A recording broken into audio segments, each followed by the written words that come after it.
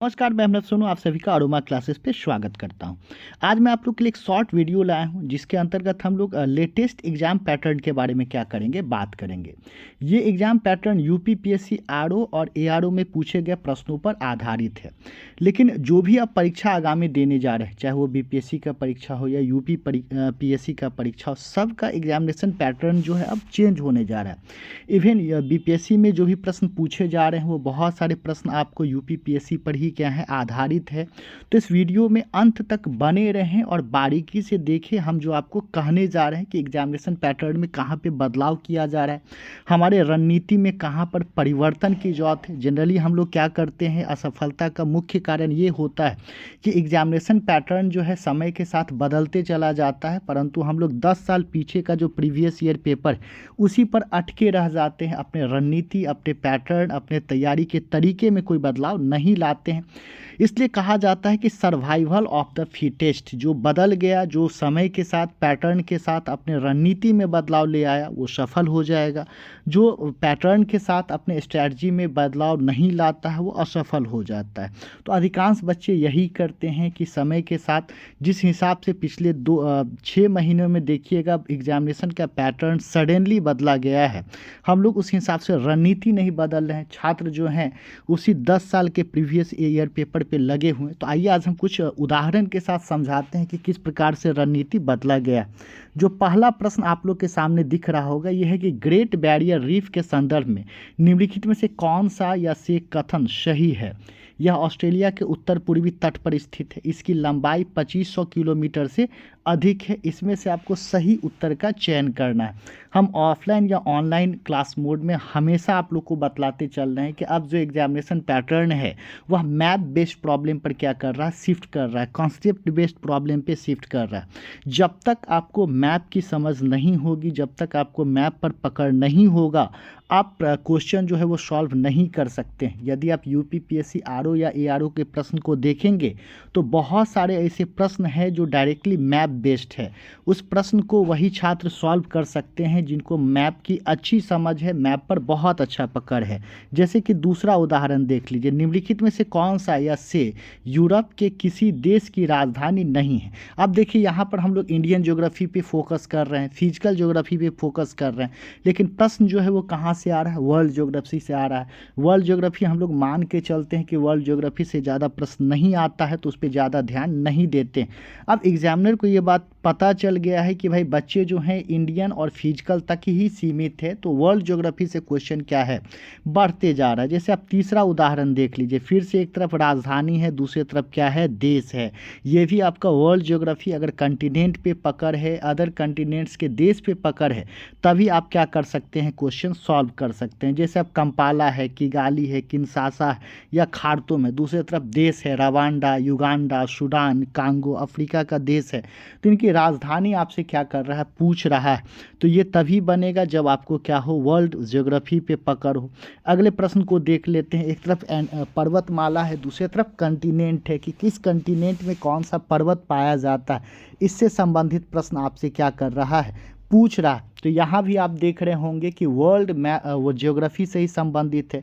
इस वीडियो को बनाने का मेरा यही मकसद था कि आप पैटर्न को समझ सकिए कि आप जहाँ पर खुद को इंडियन और फिजिकल ज्योग्राफी में लिमिट किए हुए हैं, थोड़े से तैयारी के पैटर्न में बदलाव करना होगा। हम ये नहीं कहते कि फिजिकल या इंडियन ज्योग्राफी आवश्यक नहीं है, बट लेकिन आपको वर्ल्ड ज्योग्राफी पर भी उतना ही अब ध्यान देना होगा। अब यहाँ पर देखिए, जो इंडियन में पास है, भारत में जो दर्रे हैं उसको क्रमबद्ध सजाना था आपको उत्तर से दक्षिण की ओर। तो ये भी तभी बनेगा जब मैप पे अच्छी पकड़ है या ज्योग्राफी का आपको अच्छा समझ है।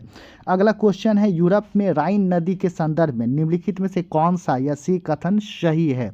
तो ये भी क्वेश्चन अगेन आप देख सकते हैं कि वर्ल्ड ज्योग्राफी से। अगला है, गाजा पट्टी के संदर्भ में निम्नलिखित कथनों में से कौन सा कथन सही है।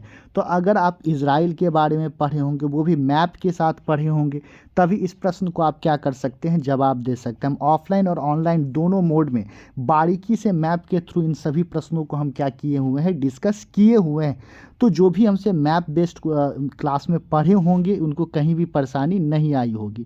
अब देखिए अगला क्वेश्चन देखते हैं कि भूरे, हरे और काले रंग के पहले, दूसरे, तीसरे छल्ले के साथ रंगीन कोडित कार्बन प्रतिरोधी। देखिए, हम हमेशा से कहते हैं कि बच्चे अब सेकेंड रणनीति की बात करते हैं। बच्चे खुद को 6 to 10th एनसीईआरटी तक ही लिमिट करते हैं। यहाँ तक कि बहुत सारे शिक्षक भी जो हैं वो 6ठा से 10वां तक ही पढ़ा के क्या करते हैं, छोड़ देते हैं। लेकिन अब क्वेश्चन 11th और 12th से आ रहा है। जैसे ये क्वेश्चन आप देख रहे हैं सामने कि भूरे, हरे और काले रंग का जो है ये आपको 12th के करेंट इलेक्ट्रिसिटी चैप्टर में मिलेगा और टॉपिक का नाम है कार्बन रेसिस्टर। अब देखिए, आप करेंट इलेक्ट्रिसिटी पढ़ते तो हैं बट आप 10th क्लास तक ही क्या करते हैं, खुद को सीमित कर देते हैं। लेकिन यहाँ क्वेश्चन कहाँ से दे दिया, +2 से दे दिया। तो अगर कोई बच्चे का +2 तक पकड़ है फिजिक्स पे, केमिस्ट्री पे या अदर सब्जेक्ट पे, तभी वो क्या कर सकते हैं, अच्छे से क्वालिफाई कर सकते हैं। Don't limit yourself up to class 10th only. आपको 11th 12th पढ़ना ही पड़ेगा। अगला देखते हैं, भारत में निर्मित रूबी लेजर के संदर्भ में निम्नलिखित में से कौन सा यह कथन सही है।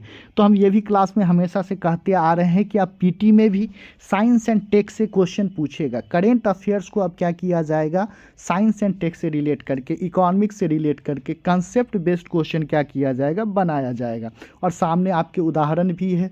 ऐसा नहीं है कि हम अपने मन से बोल रहे हैं, आपके साथ हम एविडेंस के साथ उतरे। ये सभी कुछ हम क्लास में हमेशा से बोलते आए हैं, लेकिन आज हम एविडेंस के साथ आपको बतला रहे हैं। तो जो रट्टा मार का ज़माना गया है कि आप लोग सोचते थे कि 1 लाइनर हम याद करके क्वालिफाई कर जाएंगे, अब अगर आपको अधिकारी सच में बनना है, अगर आप ठान चुके हैं कि हमको बीपीएससी, यूपीपीएससी, जेपीएससी क्वालिफाई करके ऑफिसर बनना है, तो आपको कंसेप्ट बेस्ड पढ़ना ही पड़ेगा। वो 1 लाइनर से कहीं कुछ होने वाला नहीं है और डिटेल स्टडी करना पड़ेगा। हर टॉपिक का गहन अध्ययन करना पड़ेगा, तभी संभव है। नहीं तो आप वर्षों बाद इसी प्रकार से बेरोजगार बैठे रह जाएंगे और कोई अपना रणनीति बदलकर अधिकारी बन जाएगा। तो आज से ही अपने रणनीति में बदलाव लाइए।